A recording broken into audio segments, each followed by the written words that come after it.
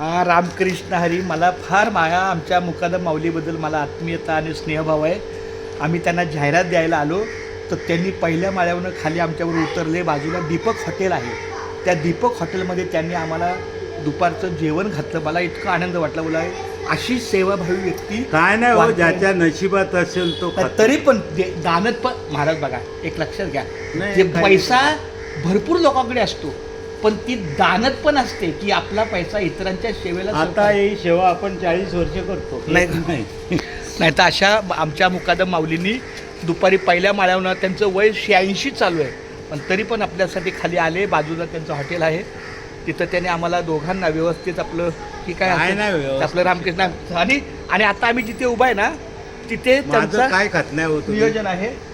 पांडुरंगाची कृपा. माझं पांडुरंगाची कृपा तुमच्या नशिबात आहे. जेवढं आहे. तुम्ही खाऊन गेले का हो? चालतंय, खूप छान.